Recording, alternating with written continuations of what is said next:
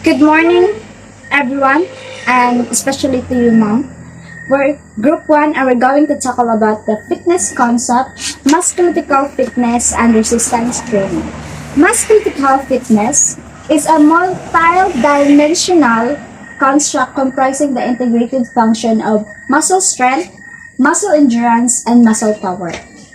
Musculoskeletal fitness and health in adults has extended beyond low back health to other outcomes such as personal independence and quality of life, cardiovascular disease, rest of factor, and cognitive and functional ability.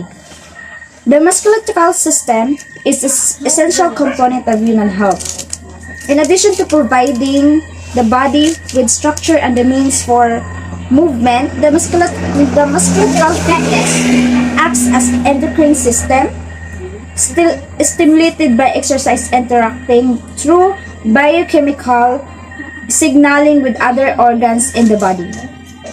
Musculoskeletal fitness is a part of our everyday life. Carrying groceries, walking up steps, and playing sports. Musculoskeletal fitness is important. It is needed to take on daily lives or daily tasks of lives without undue fatigue and to enhance sports performance. A pleasant morning to everyone. My name is Ribuka Shalamay and I am here to discuss the three components or function of musculoskeletal fitness. The first one is muscle strength. Muscle strength is the ability of a skeletal muscle, single or group, to produce measurable force, torque, or moment about a single or multiple joints. Typically, during a maximal voluntary contraction and under a defined set of controlled conditions which include specificity of movement, pattern, muscle contraction type, and contraction velocity. So in other words, muscle strength is the amount of force that your muscle can generate in order to perform a specific action. Sa madaling salita, ang muscle strength ay ang lakas na nanggagaling sa atin na nagbibigay ng kakayahan para sa atin na makabuhat o makahila ng mabibigat na bagay o puwersa na ating mabibigay. Halimbawa ng pag-aalsa ng mga mabibigat. Na-applyan natin ito ng strength o lakas para magbuhat natin ang bagay na kailangan nating buhatin.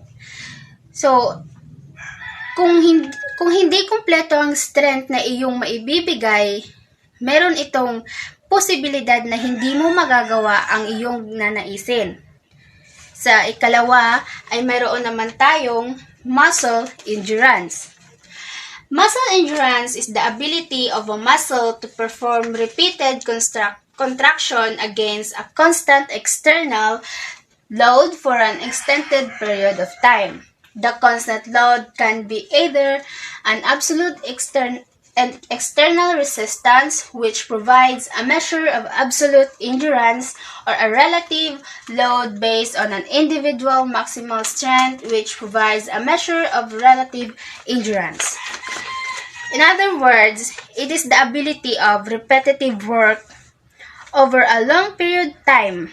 So, muscle endurance, ito yung tatag na nanggagaling sa atin upang makataglay ng pagbibigay pwersa ng paulit-ulit o mas matagal pa na panahon.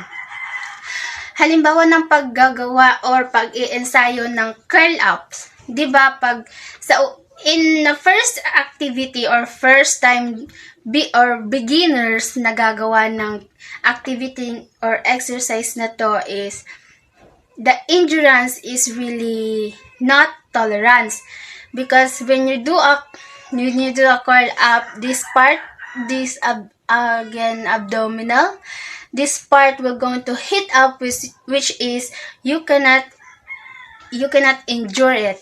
But kung paulit-ulit mo tong gagawin, like every day, you will involve or you will get a tolerance which is endurance. Diyan na natin siya ma-apply, dito na natin ma-apply ang muscle endurance if paulit-ulit mo siyang gagawin hanggang sa magkakaya mo na at paulit-ulit mo na siyang ginagawa nang hindi ka napapagod. Number 3 is a muscle power. Muscle power is a physiological construct reflecting the rate at which work is performed. It is derived from the product of the force production of a muscle or group of muscles and the velocity of the muscle contraction during a single or multi-joint action. I'm sorry. Muscle power is a controllable power. So the muscle power, it is defined as the work that our muscle can produce in order to perform a certain activity per minute. So muscle power is where the force came from and involving speed per unit. Example, running, swimming, exercising. Ito yung mga halimbawa na ginagamitan ng lakas o power through our muscles.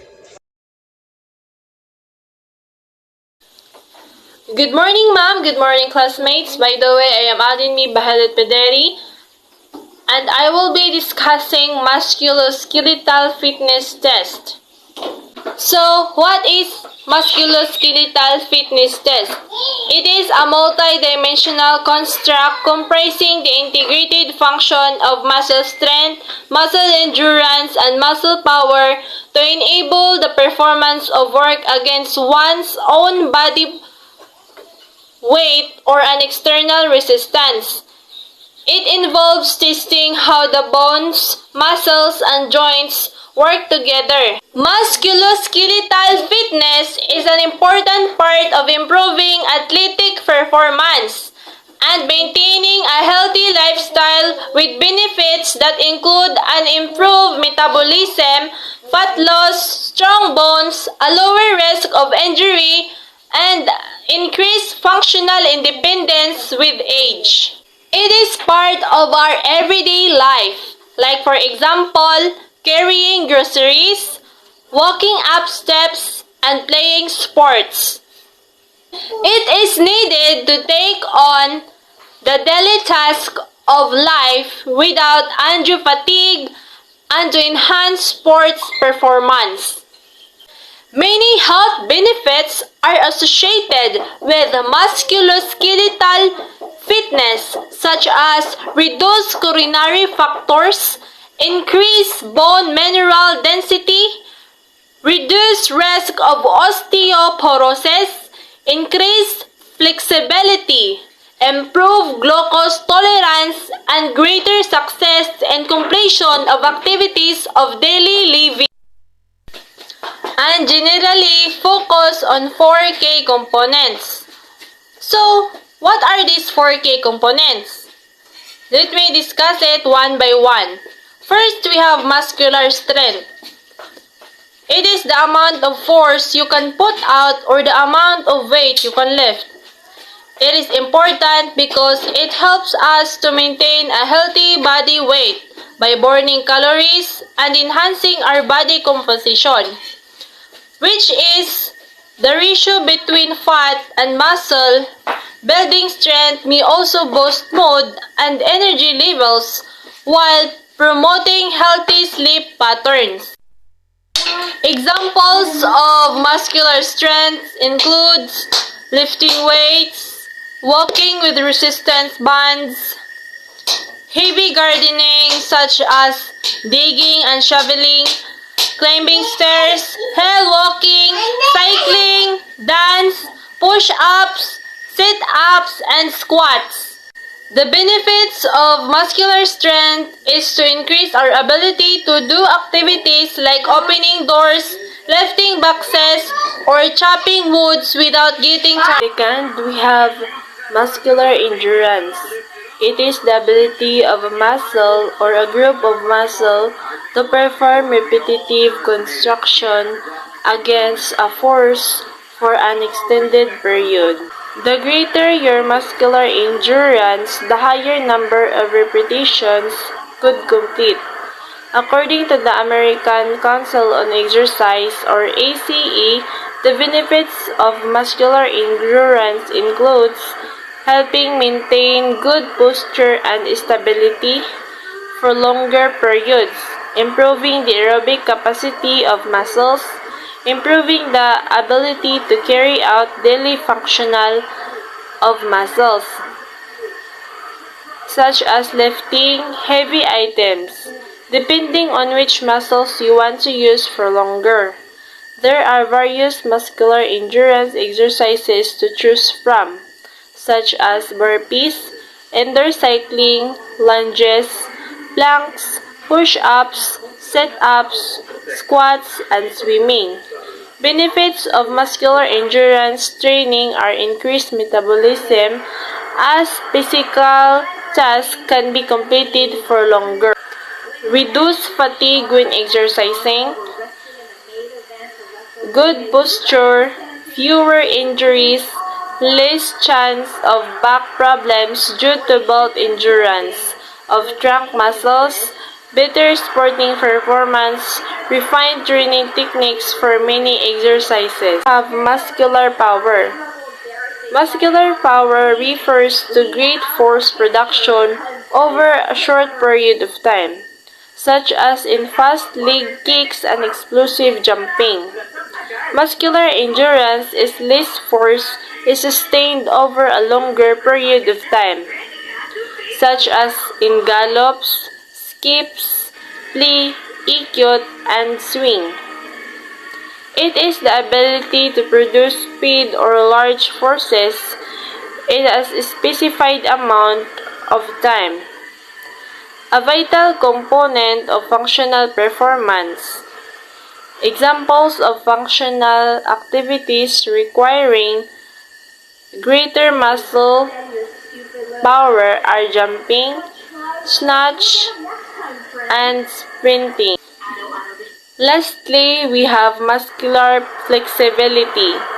It is the ability of a joint or series of joints to move through and under restricted pain-free range of motion. Although flexibility varies widely from person to person, minimum ranges are necessary for maintaining joint and total body health. Good day, ma'am. I am Jan Milby Balay, Group 1.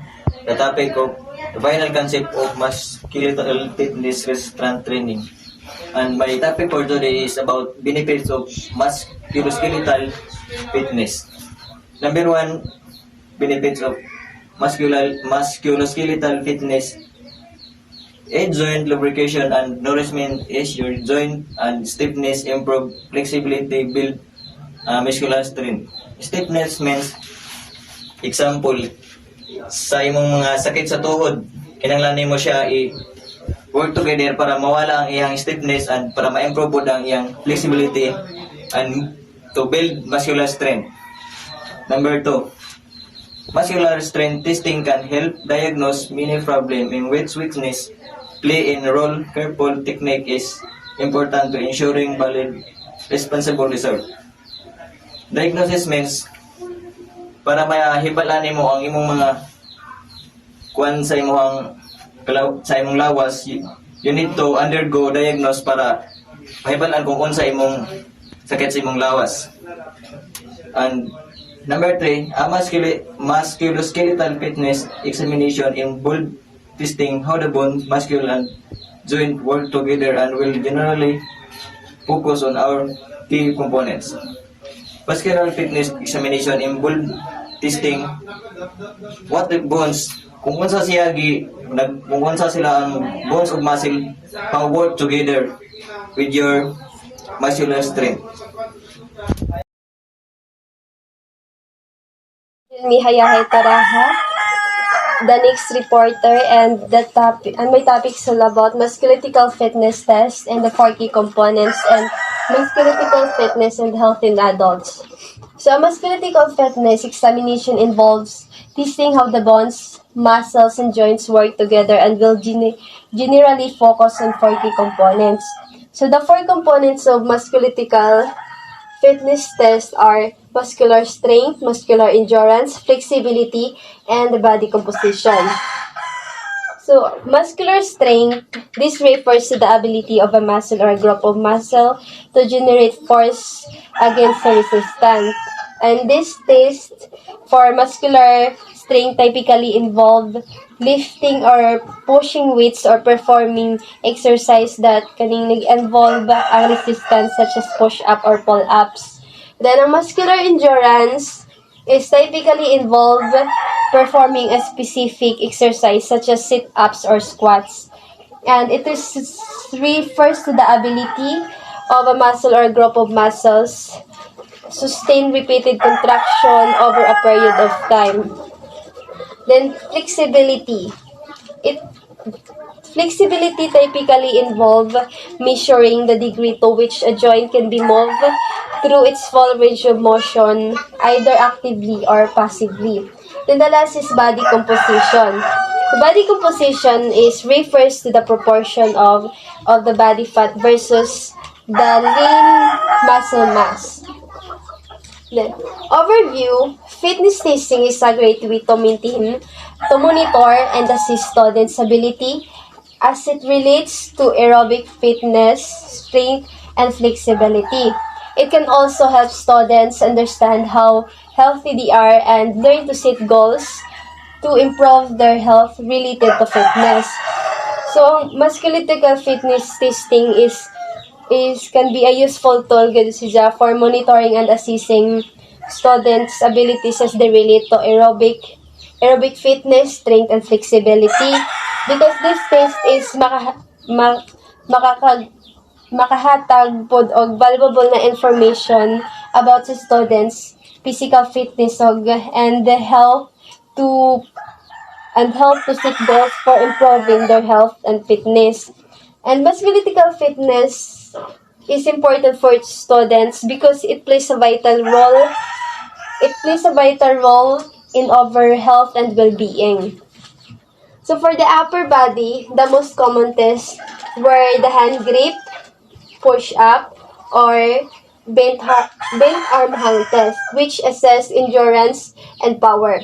So regarding the lower body, the standing board jump and the vertical jump, both assessing power, were the most usual tests.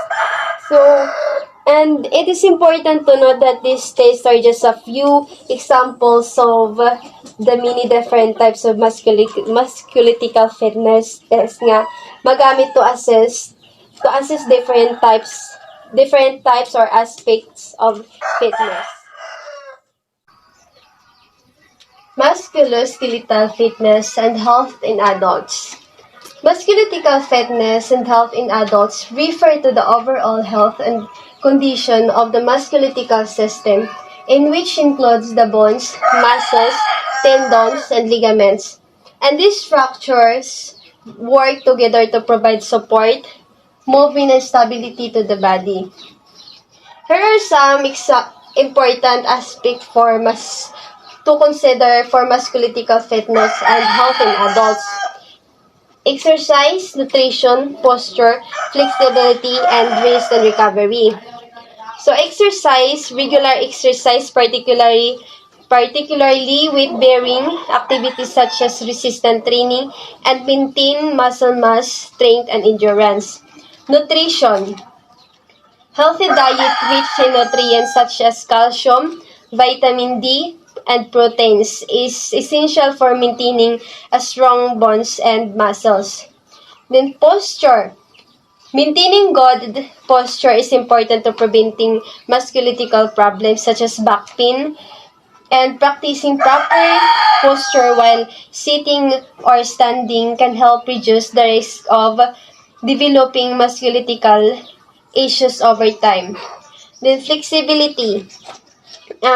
Stretching and flexibility exercise can help improve joint mobility and reduce the risk of injury. Then the last is rest and recovery. So make sure to take breaks in between workouts and get enough sleep to allow your body to repair and rebuild. So overall, maintaining musculoskeletal and health in adults is essential for promoting overall health and quality of life in adults. By incorporating regular exercises, proper nutrition, goal posture, flexibility exercises, and adequate rest and recovery into your routine. Good day, everyone. My name is Sheremy Alboro. I am the reporter of the topic of musculoskeletal fitness and health youth. Literature review process. The CDC systematic review of the literature included muscle strength and muscle endurance, but not muscle power, as component of fitness because they are the dimension of musculoskeletal fitness that have been used most frequently in fitness test batteries. It means the components of musculoskeletal fitness are muscle endurance and muscle strength, while the dimension is muscle endurance and muscle strength and muscle power. Dimension means to measure the strength and the endurance of speed and etc. So, muscle endurance, guys, is kung ilang beses mo kayang buhatin. For example, you plan to carry the dumbbell into 30 times, but you do it beyond in 30 times. And strength is, it means, it measure or you can carry heavy things. So CDC conduct a screening of muscle strength and muscle endurance. In muscle strength, they screen 2,642 youth, but only 63 satisfied the CDC criteria. Muscle endurance, they screen 6,563, but only 38 young teens satisfied the CDC criteria. Next, chronic hypokinetic related disease or manifestation of latent progressive poor health over a protracted period of time. Chronic means abdominal pain and children, adolescent. Hypokinetic, gallbladder, muscle rigidity, and inability to produce movement.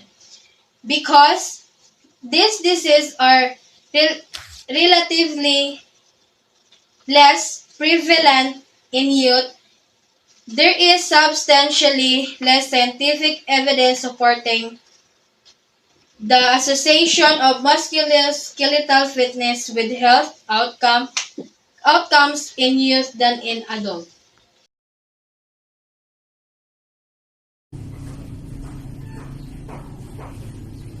Good morning, everyone. I am Jancy Palasan, the next reporter, and my topic to discuss is body composition. So, ini si body composition is ginagamit ini to describes percentage ng body fat mass, bone, water, and muscles and tissues in our bodies. Body composition variables include body fat mass. Body fat mass is the weight of fat in your body or timbang ng fat sa imo lawas. It consists of essential fat and storage fat. Essential fat is necessary for normal bodily functioning. So, importante kini siya na fat para imo lawas mo function ng normal. Fat in the bone marrow, in the heart, lungs, liver, spleen, kidneys and intestines, muscles and lipids, rich tissue throughout the central nervous system is called essential fat. Body fat or storage fat, this refers to all the fat in your body, fat sa ato lawas, such as the fat around your organs or abdomen. Percent body fat is, this refers to the percent of your body fat, while abdominal fat is a fat stored deep inside the belly, wrapped around the organs, including the liver and intestine. So, kini na fat siya is naa sa ato. Tijan ga is stored. Lean or fat-free tissue mass, it covers all the things in your body that aren't fat, including muscles, bone, water, minerals, proteins, organ, and other tissues. So, ining si fat-free tissue mass, kini siya is dili ni siya fat na makadaot sa ato lawas. Normal ra ini siya, or we can say fat-free. With the most relationship observed in overweight and obese boys and girls within a rather narrow age range. So, overweight and obesity are defined as the abnormal of exercise fat accumulation that may impair health. So, abnormal na siya na fat na makadaot sa ato lawas, condition kahay. 6. High-quality studies provide direct evidence of a link between changes in muscle strength and power and favorable changes in health markers, including percent body fat, lean or fat-free mass, waist circumferences, and body mass index. 6 out, pila ka nag-study about body composition naga-describe about pabago-bago sa ato muscle strength or kakusog. Pin sa ato health, apil na ang percent ng ato body fat, fat-free, waist circumference, and body mass index. It also plays a vital role para sa ato health and wellness because dili mo mahibaw-an na healthy ba imo bones, muscles, na dapat baka magplan ng diet and exercise to become physically fit. BMI or the body mass index is defined as a person's weight in kilogram divided by the square of his height in meters, kilogram divided by meter squared. Next is bone health. The second most frequently assessed relationship in the committee's review was between muscle strength and power measures and bone health outcomes. 4 studies provide indirect evidence of positive associations between measures of upper body, the hand grip, shoulder flexion and extension, biceps curl, chest fly, trunk, chest press, and lower body, knee quadriceps extension, hamstring curl, squat, long jump, strength, and power using a variety of skeletal measures. Total body, lumbar spine, femoral neck, and proximal femur. So, bone is a living, growing tissue. Our bones is ga support para kita makalihok, maka-action. Bone protects our brain, heart, and other organs. Ang bones is nag-store ng minerals such as calcium and phosphorus na makatabang para maging strong ang bones, flexible enough, and healthy. There are factors affecting bone health. One is low in calcium and vitamin D, naga-contribute for bone loss o fractures. Physical inactive, why exercises, smoking, alcohol use, dako ang risk na magka-bone disease ka, which means ang common na bone disease ang osteoporosis. Osteoporosis, kini siya is a bone disease na common na it can cause bone weak and broken. Race and family history. Kung naay sa pamilya niyo na naay osteoporosis, may possibilities na magkaroon sagkaw. But there are many ways to keep our bone healthy, which is ang pagkaon ng mga healthy foods that rich in calcium and vitamin D. Mag-exercise, good healthy habits para healthy bones. But if dili mo nito manon, ang bones nato is ma-weak o ma-broken pagdali. Bone mineral content or BMC is a measurement of bone mineral found in a specific area, and it is measured by grams through arms, legs, total body. So, ining BMC is measurement ng ato mineral sa bone na makita sa specific area through arms, legs, total body, gamit ang grams sa pag-measure. Bone mineral density. Bone mineral density is the amount of bone mineral in bone tissue. It is a way to measure the strength of your bone. BMD is ang kahamukon ng bone mineral na naa sa ato bone tissue. It is a way kuno para ma-measure ang strength. Para makuha nato si density, i-divide ta ang BMC, bone mineral content, by the area centimeter squared. So, kung gamay imo BMD result, means gamay ra mineral na naa sa imo bone. Next is metabolic health. Only 4 high-quality studies investigated the relationship between musculoskeletal fitness and markers of metabolic health in youth. These studies involve exclusively overweight, obese boys of both sexes ranging in age from late childhood to late adolescence. One of these studies provide associational evidence of a link between multiple measures of upper body, biceps curl, fly, trunk, chest press, and lower body, hamstring curl, quadriceps extension, squat, muscle strength, and hepatic insulin sensitivity, and glucose production.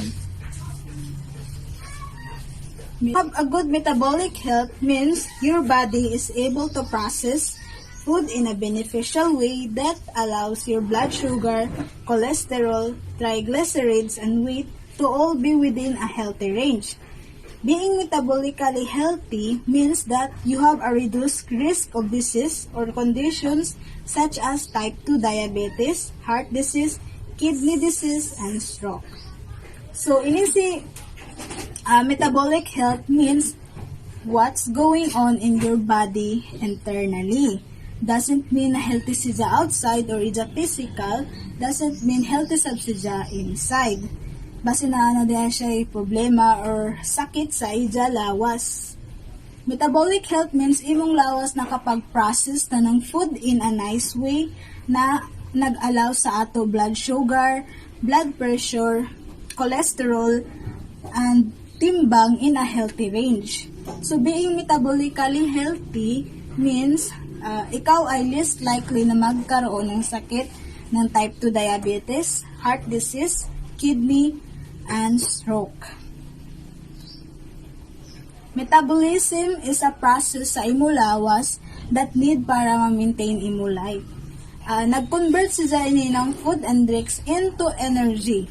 So, ang ato ta magkaon, which is calories intake, is mahimo siyang energy para makalihok-lihok or maka-action kita. So, kung fast metabolism ka, it's good for you. Because you can lose weight when you are fast metabolism. The next or the last is cardiorespiratory health. 2 high-quality studies provide indirect evidence for a link between musculoskeletal fitness and cardiorespiratory health markers in youth. Increase in hand grip strength were associated with reduction in systolic blood pressure in normal weight boys and girls age 10 to 15, and gains in a combined measure of bench press and leg press strength were associated with improvements in systolic blood pressure and markers of heart function, peak transmitral velocity of flow, diastolic myocardial velocity, and left atrial pressure in obese boys and girls aged 12 to 13. Cardiorespiratory health is how well the body processes oxygen. So it is the ability of the circulatory and respiratory system to supply oxygen to the skeletal muscles during any sustained physical activity. Increasing cardiorespiratory endurance improves oxygen uptake in the lungs and heart and can help a person sustain physical activity for longer. Cardiorespiratory health is kung unsa kahusay ang ato lawas pag-process ng oxygen. Ang kakayahan tahay ng circulatory and respiratory system to supply oxygen sa ato skeletal muscle during physical activity. It is also important to measure because it provides diagnostic tool for certain health issue and also a good measure kung haman-taman ang ato lawas maka-perform. Ang pag-increase ng cardiorespiratory endurance improve oxygen uptake in the lungs, heart, na makatabang sa isa ka tawo to sustain physical activity or maka-exercise in a longer period of time. Means, dugay sila makapuyon o maka-perform sila ng mga pila ka oras tungod sa cardiorespiratory health. That's all, ma'am. Good morning, ma'am. Good morning, everyone. My name is Noel Simadelo, the reporter. Resistance training programs and health outcomes. Paralleling the adult literature, there is growing acceptance that appropriately prescribed and administered resistance training programs can improve muscle strength, endurance, and power in youth. So, they are appropriately prescribed or recommend a resistance training program to improve our muscle strength, endurance, and power. The health-related risk and benefits on this type of training and the relationship between improvements in musculoskeletal fitness and changes in health outcomes have not been as systematically investigated for youth. So in performing of the type of training program is the primary concern regarding strength training, our safety, and its effectiveness. Resistance training is a form of a muscle or a muscles to construct against an internal resistance with the expectation of increases in strength, power, hypertrophy, and or endurance. Resistance training is a form of exercise intended to increase muscular strength and endurance. It involves exercising muscles using some form of resistance. The resistance could be weight bands or even your own body weight working against gravity. The external resistance can be dumbbells, exercise tubing, or own body weight, bricks, bottles of water, or any other object that causes the muscle to contract. So we have some effective resistance training programs. Number 1, reduce the risk of joint injury in adolescent athletes. Number 2, improve body composition, especially among children and adolescents who are obese or at risk of obesity. Number 3, improve insulin sensitivity in both normal weight, peripubertal children, and obese adolescents. Hello everyone, mao nang sumpay sa akong report. Number 4, reduce blood pressure in hypertensive adolescents. Number 5, provide blood lipid profiles in both children and adolescents.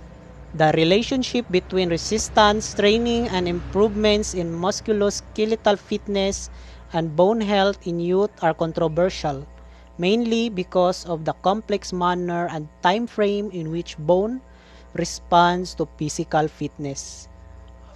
activities. In addition to very high force on bone adaptation may be regulated by other parameters of the activity. The loading rate, and the muscle mass. We have examples of resistance training. There are many ways you can strengthen your muscles, whether at home or the gym.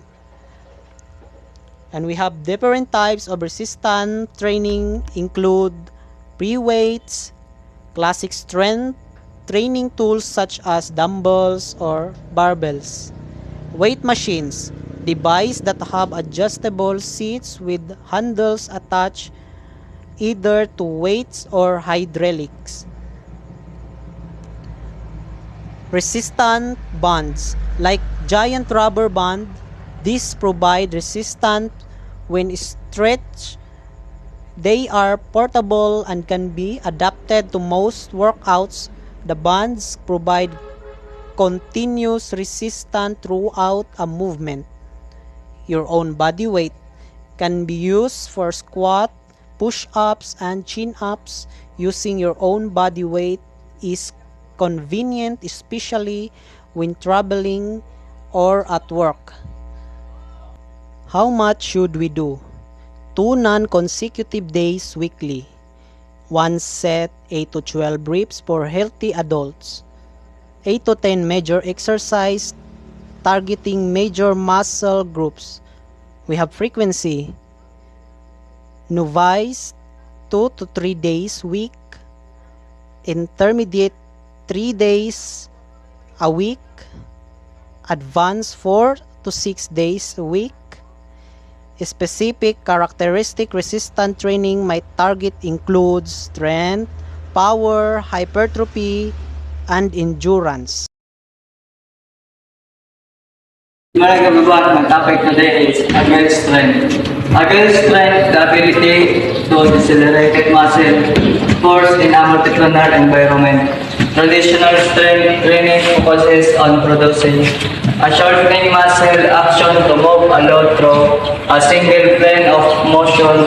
However, many tasks require the ability to move a mass through gravity in multiple planes of motion. Example, picking up and carrying a young child, laundry basket, or duffel bag. Ang against strength ko no is mo ang kakayahan o abilidad sa pag-produce sa pagpahingay sa kakusgon sa speed o kaya niya i-control ang pagliyo sa mga muscle sa pamaagi nga multiplanar environment o ang paspas o pagliksik sa pagliyo. Example, niini mao ang pagpunit o pag-alsa sa bata, pagpunit sa kainanglan na naka-squat kuno ang posisyon aron malikayan ang pag-ipit sa ugat. Benefits: generate the force required to move object from one location to the next, improve resiliency of muscle and connected tissue to reduce the risk of injuries such as sprains of muscle pulls. Enhance performance of specific sport or activity or daily living. So, ang pagpili ko no sa pag-enersisyo, pagliyo ko multiplanar gamit nga nagtimbang sama sa dumbbells, sandbag o bisan unsang butang na kaya nimong gunitan depende sa kabugaton. Training strategy, exercise selection, compound, and single joint movement using a variety of equipment, body weight exercise, intensity, low to moderate approximately 40 to 80% of 1 RM. Repetition, 10 plus. Tempo, consistent, slow to moderate, set 2 to 5. Rest interval 30 to 60 seconds. Ang kusgan ko no sa pagliyaw sa pag-alsa sa gikan sa hinay paingon sa anam-anam nga katusgon dapat ko na daw 50 to 75% na daw angkon na nga paingon sa maximum nga pagbalik-balik para sa usa ka ehersisyo 12 to 15 na para dili daw ma-injure. This is my topic is all about strength endurance training strategy. What is strength endurance training strategy? It's a type of training that combines strength and endurance exercises to improve muscular strength power. And endurance, it is particularly useful for athletes and fitness enthusiasts who need to maintain strength and endurance over an extended period. Here are some strength endurance training strategy. Number one is incorporate compound exercise. What is incorporate compound exercise? It is a compound exercises work multiple muscles groups simultaneously, making them more efficient for straight endurance training. Example, squat, deadlifts, bench, press, and rows. Mugana ni incorporate compound exercise kapag gisabay-sabay pagbuhat tanan exercises nga mga example. Number 2 is use moderate weights. What is use moderate weights? To improve endurance, use weights that are challenging but manageable for high reps. The ideal weight range is 60 to 80% of your 1 rep max and for 12 to 20 reps per set.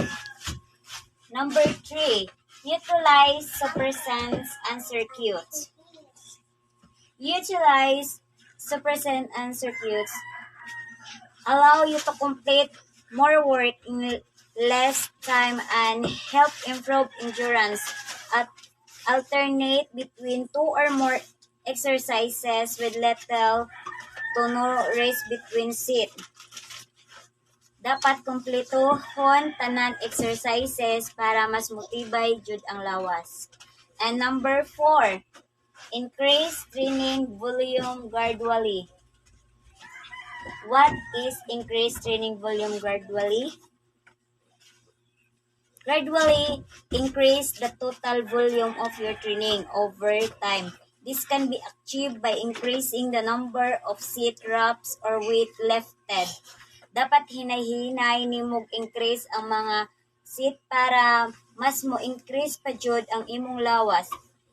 Example, push up karon 10 pagkaugma 15 pagkasunod na pod is 20. Then next is incorporate cardiovascular training. What is incorporate cardiovascular training? Adding cardiovascular exercises such as running, cycling, or swimming can help improve overall endurance, which can translate to better street endurance performance.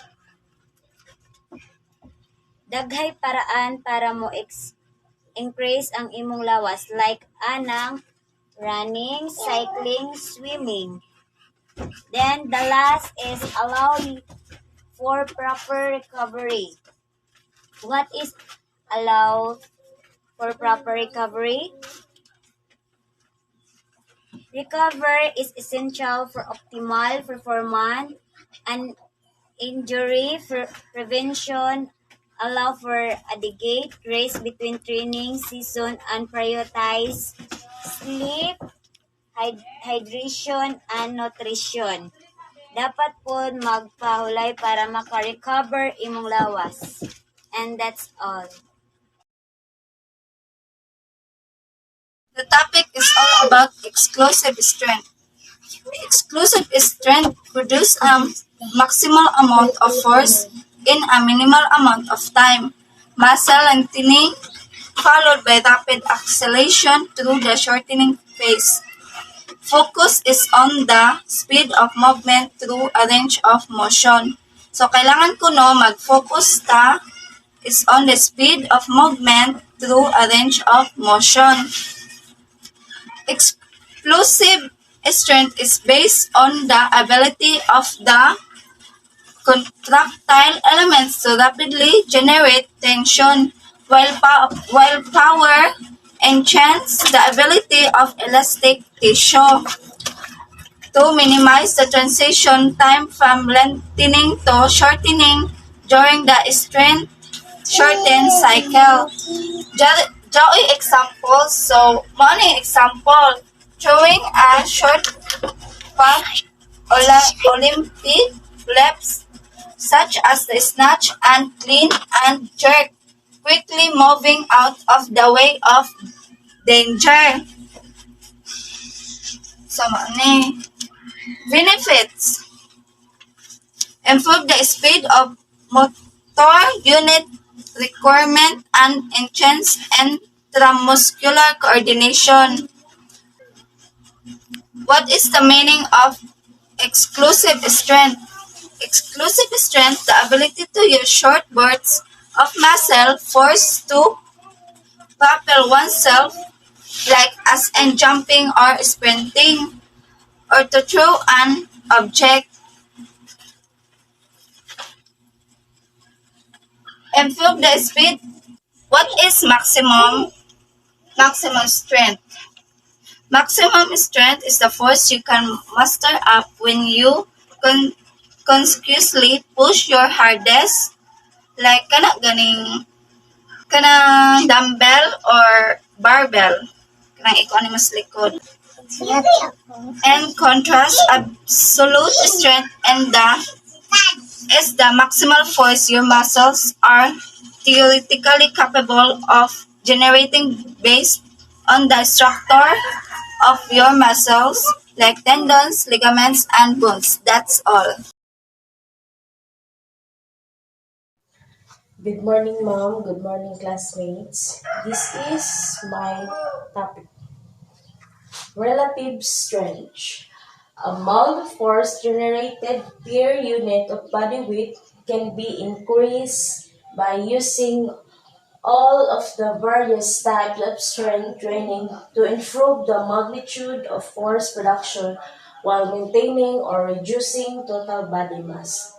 So, relative strength is a type of strength training to improve the magnitude of force production while maintaining or reducing total body mass. So, maintaining siya nag-reduce of total body mass. If neuromuscular efficiency and muscle force production increase while maintaining a consistent body mass, relative strength will increase.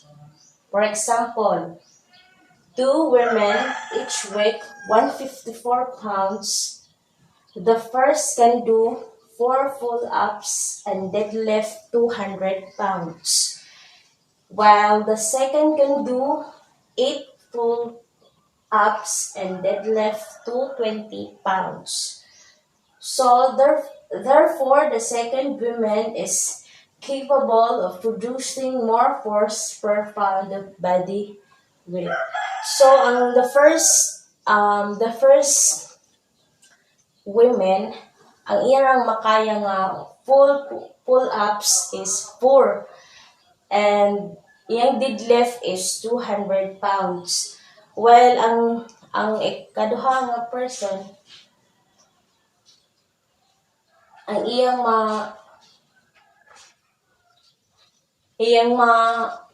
makuha nga full ups is 8 full ups and iyang deadlift is 220 pounds. So mas kusgan siya kaysa sa first women nga di niya makuha ang 8 full ups and deadlift 220 pounds. Ang iyang benepisyo is improved performance in many sports or ADLS. Maximize motor unit recruitment, improve neuromuscular efficiency. Training strategy, relative strength result from using all different types of strength training methods to be capable of generating greater level of force and a consistent body weight. The second one is speed strength. The maximum force capable of being producing during a high-speed movement trained with either body weight.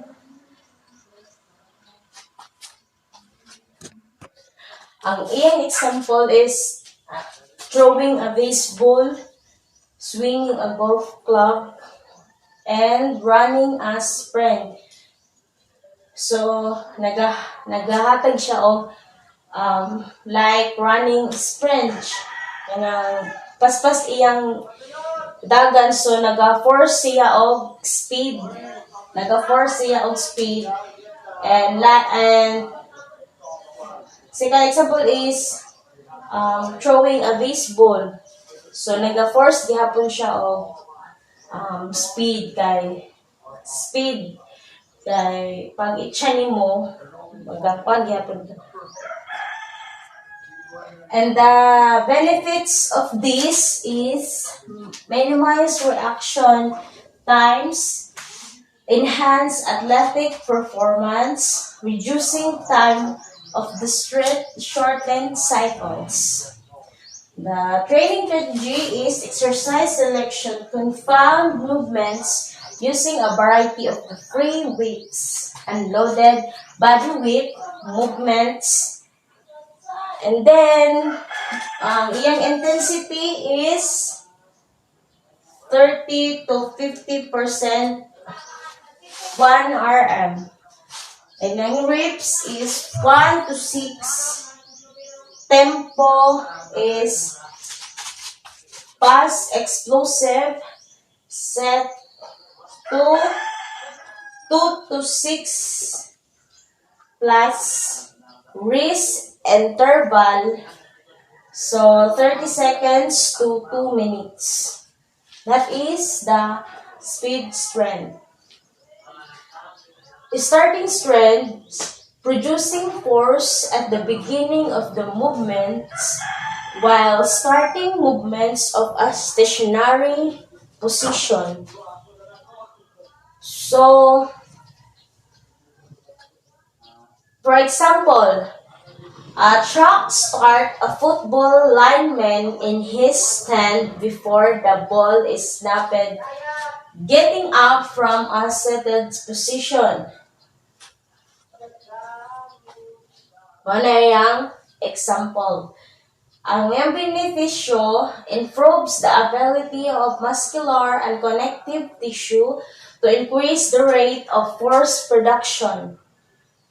O nag-reduce sab siya og time for sports that require an athlete to move from a stationary position. And nag-enhance po siya sa ability to transition from seated to standing.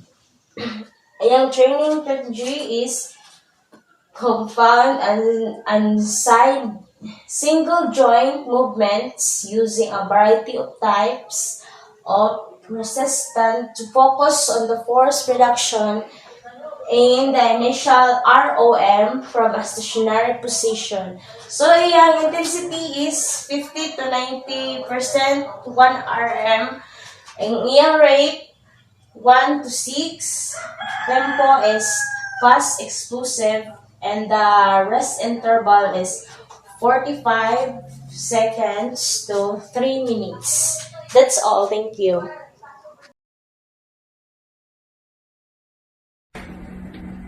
Health benefits of resistance training.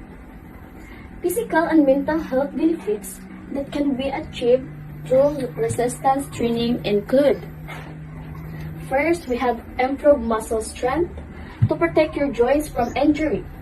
Second, maintaining flexibility and balance, which can help you remain independent as you age. Third is weight management and increased muscle to fat ratio. As you gain muscle, your body burns more kilojoules when at rest.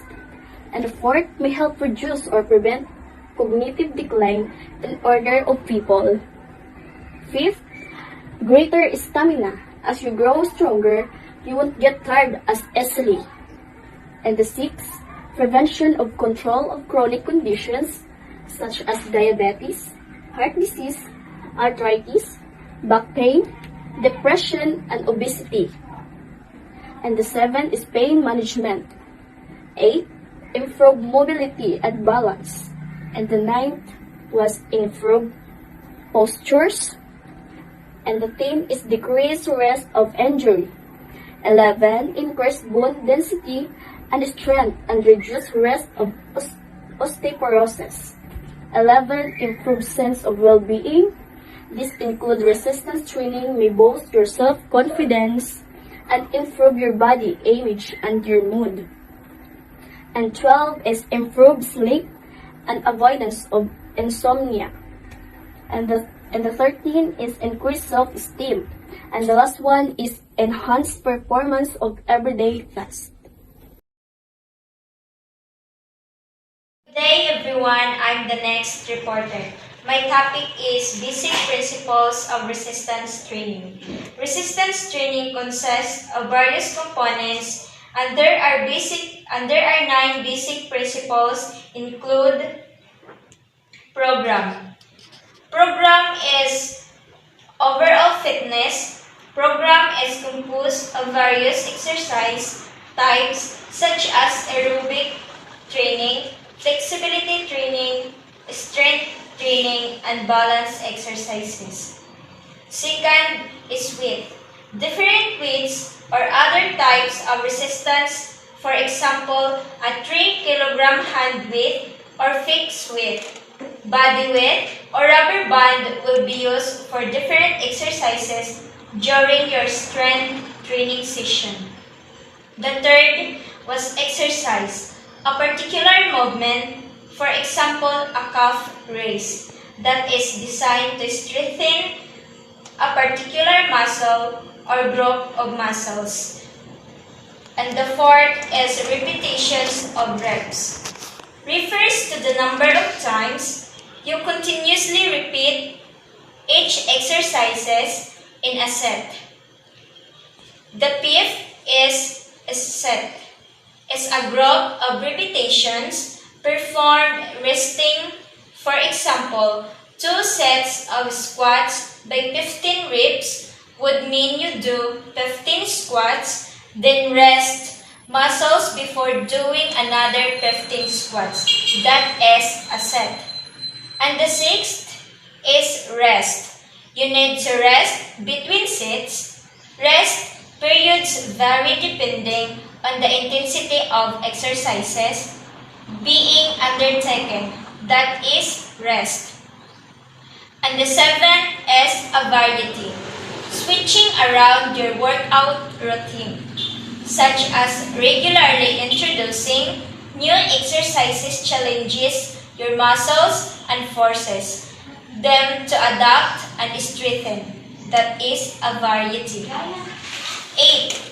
Progressive overload principle. To continue to gain benefits, strength training activities need to be done to the point where it's hard for you to do another repetition. DM is to use an appropriate weight or resistance force that will challenge you, while maintaining good technique. Also, regular adjustments to the training variables such as frequency, duration, exercises for each muscle group. Number of exercises for each muscle group, sets or repetitions, help to make sure your progress and improve. That is progressive overload principle. And next is recovery. Recovery muscles needs time to repair and adapt after a workout. A good rule of thumb is to rest the muscle group for up to 48 hours before working the same muscle group again. That is recovery. Good day, everyone. My name is Mian El Himungalan, and I am the reporter of this topic. My topic is resistance training for beginners. Pre-exercise screening is used to identify people with medical conditions that may put them at a high risk of experiencing a health problem during physical activity. It is a filter or safety net to help decide if the potential benefits of the exercise outweigh the risk for you. Ang pre-exercise screening is used to identify people sa kanang mga medical condition that may put them at a high risk of experience. Kanang ay mga health problem during mag-perform og mga physical activity, exercises, o gini ang pre-exercise screening is kini ang safety net to help mag-decide if kanang mga exercise is para sa imuha, kanang makaya na nimo. And the second topic is starting resistance training. To start, a typical beginner's strength training program involves 8 to 10 exercises that work the major muscle groups of the body and are performed 2 to 3 times per week, beginning with one set of each exercise comprising as few as 8 repetitions, no more than twice per week. Your aim is to gradually increase to 2 to 3 sets for each exercise, comprising 8 to 12 reps every second or third day. When you can comfortably complete 12 reps of an exercise, you should look at progressing further.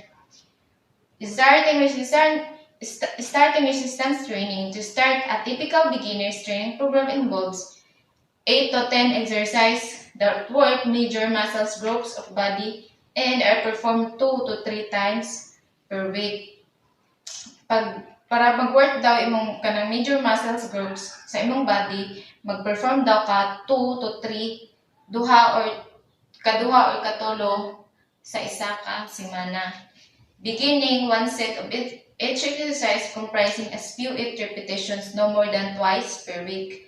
Beginning daw sa isa ka set of each exercise comprising few 8 repetitions, 8 repetitions daw, no more than twice per week, dili na kaduha sa isa ka semana.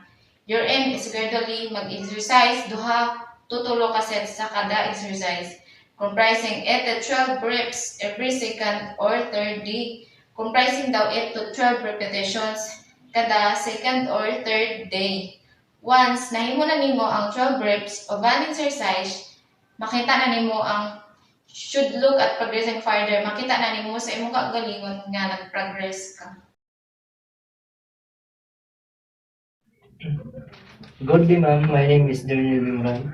Our topic today is about warming up before resistance training. Warm up your body before starting your strength training exercise. Start with light aerobic exercise such as walking, cycling, or rowing for around 5 minutes in addition to a few dynamic stretches. Dynamic stretching involves slow controlled movements to the full range of motion. So before the training, we need to warm up our body and then start aerobic exercise. For example, walking, cycling, or rowing for around 5 minutes. Advanced resistance training. To get the most gain from resistance training, progressively increase the intensity of your training according to your experience and training goals.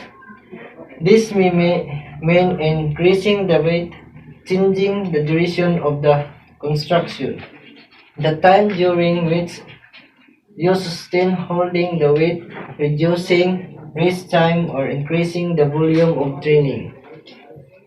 This is a high intensity circuit type workout. You should be in good health and have some intermediate to advanced fitness experiment to manage this level of intensity.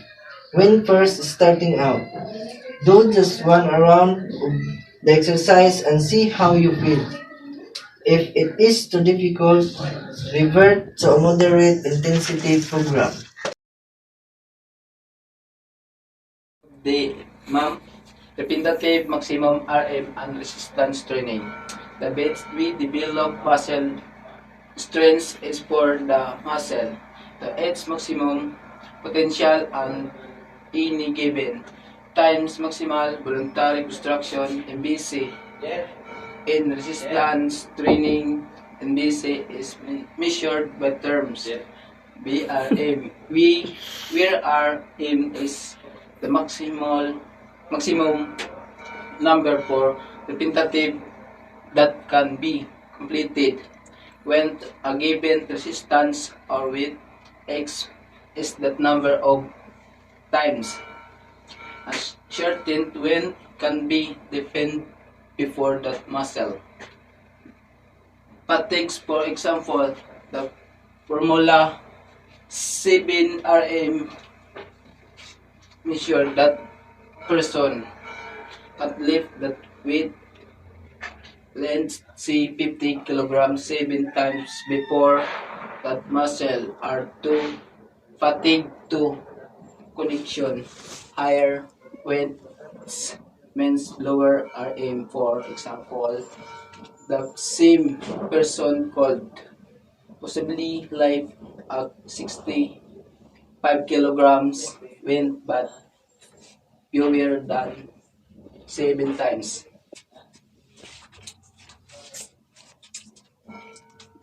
Doon ay mga maayong pamaagi kung saon pagpalambo ang atong mga kusog sa atong mga muscle ug adunay mga exercise sa mga kaugatan nato. Applying MBC to meet advanced resistance training goals. The principles of resistance training involve manipulation of the number of repetitions, shift, send, tempo, exercise, and force to overload a group of muscles and produce the desired change is strength, endurance, signs of shape. Specific combinations of send exercise resistance and force will resistant and determine the types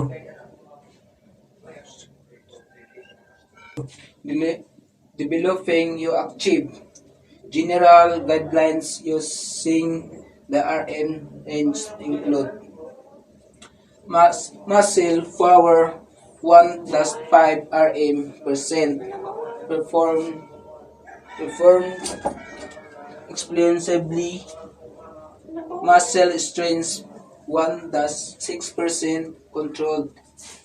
Muscle signs hypertrophy 6+12 RM percent controlled.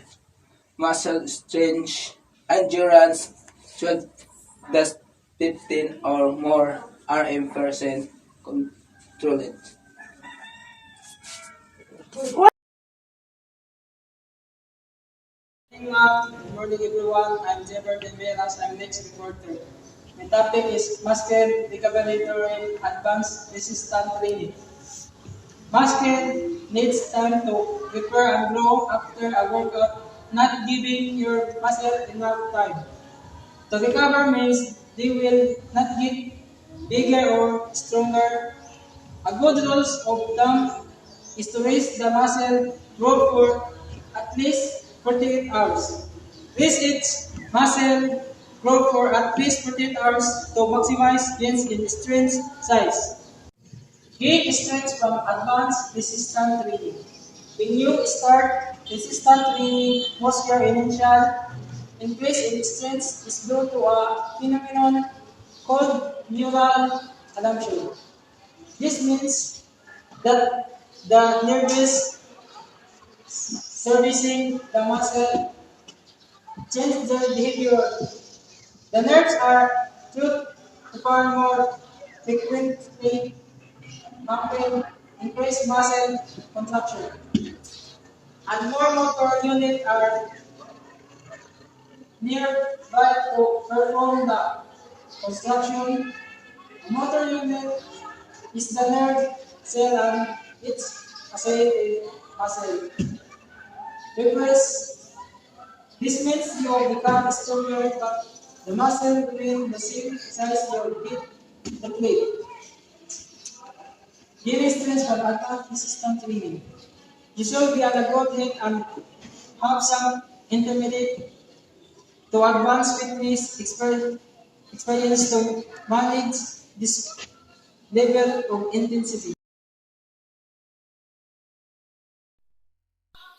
Dancing exercises. 1, 2, 3, 4, 5, 6, 7, 8. 8, 7, 6, 5, 4, 3, 2, 1. Okay, 1 minute from now, I will check your attendance.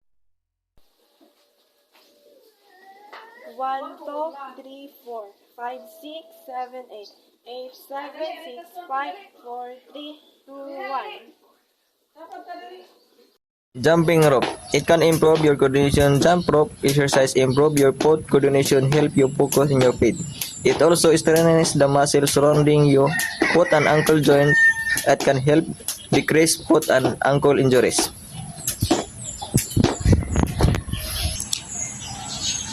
Traditional push-ups are beneficial for building upper body strength. They work the tricep, pectoral muscles and shoulder using proper form. They can also strengthen the lower back and core by engaging in pulling abdominal muscle. Jogging.